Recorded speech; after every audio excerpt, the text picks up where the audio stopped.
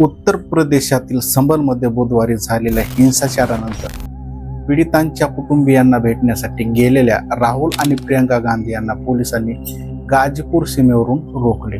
संतप्त काँग्रेस कार्यकर्त्यांनी घोषणाबाजी केली। राहुल यांनी अधिकाऱ्यांशीही चर्चा केली।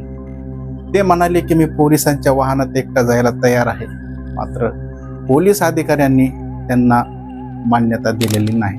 राहुल गांधी आणि प्रियंका गांधी गाजीपूर सीमेवर 2 तास थांबले होते, पण अधिकाऱ्यांनी त्यांना पुढे जाऊ दिले नाही।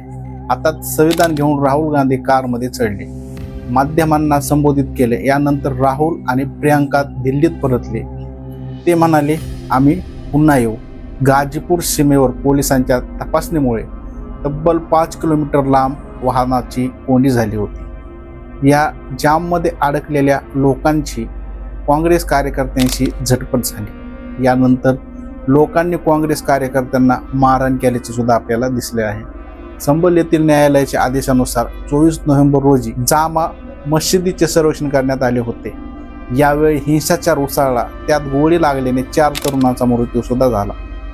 यापूर्वी शनिवारच्या सपाच्या शिष्टमंडळानंतर रविवारी काँग्रेसच्या शिष्टमंडळाने सावध राहण्याची घोषणा केली होती, मात्र पोलिसांनी ठिकठिकाणी नाकाबंदी करून कोणालाही जाऊ दिले नाही। संविधान नष्ट करणारा हा भारत आहे, राहुल गांधी असं का म्हणतात बघूया।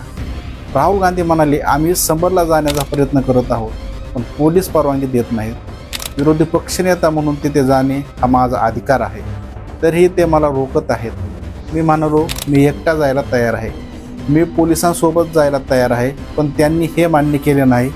आता काही दिवसात आम्ही परत आलो तर ते आम्हाला सोडतील असं सांगत आहेत। हे विरोधी पक्षनेत्याच्या अधिकाराविरुद्ध आहे, त्यांनी मला जाऊ दिलेलं नाही। हे संविधानाच्या विरोधात आहे। आम्हाला फक्त जायचे आहे, लोकांना भेटायचं आहे आणि तिथे काय झालं ते आम्हाला पाहायचे आहे। मला माझे घटनात्मक अधिकार दिले जात नाहीत। हा नवा भारत आहे, हाच भारत आहे जो संविधान नष्ट करतोय।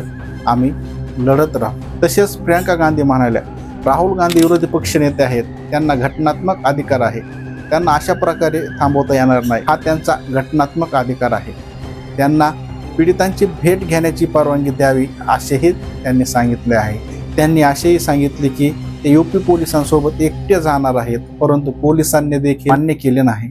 काँग्रेसचे सरचिटणीस के.सी. वेणुगोपाल म्हणाले, पोलिसांनी आम्हाला सांगितले की ते आम्हाला 4, 5, 6 दिवसांनी संभलला जाण्याची परवानगी देतील।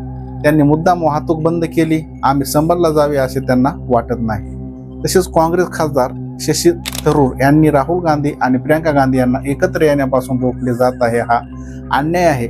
लोकप्रतिनिधीला कोणताही महत्त्वाचा मुद्दा आहे का ते पाहण्याचा आणि जनतेला आवाज ऐकण्याचा अधिकार आहे। तसेच ट्रॅफिकमध्ये अडकलेल्या लोकांनी काँग्रेसवाल्यांना मारहाण देखील केलेली आहे। अशा प्रकारे ही घटना झालेली आहे। राहुल गांधी संभलला जात असताना अशा प्रकारे त्यांची वाहतूक कोंडी केली गेली आणि त्यांना संभलला जाण्यापासून वंचित ठेवले गेले, त्यांना संभलला जाऊ दिले नाही। काय तिथं नेमका प्रकार झाला ते बघायला त्यांना जायचं होतं, मात्र त्यांच्यावर पोलिसावर कोणीतरी दबाव आणून त्यांना समोर जाऊ दिले नाही आणि विरोधी पक्षनेते असताना सुद्धा त्यांना रोखलं गेलं। त्यांचं असं म्हणणं आहे की हा माझ्यावर विरुद्ध आहे आणि हा भारतामध्ये संविधान नष्ट करण्यासाठी सर्व प्रयत्न हे करीत आहे। गाजीपूर सीमेवर पोलिसांच्या तपासणीमुळे 5 किलोमीटर लांब वाहतूक कोंडी झाली होती। या जाममध्ये अडकलेल्या लोकांनी काँग्रेस कार्यकर्त्यांशी झटापट झाली। त्यानंतर लोकांनी काँग्रेस कार्यकर्त्यांना मारहाण सुद्धा केली। पोलीस कर्मचाऱ्यांनी मध्यस्थी करून प्रकरण शांत केले।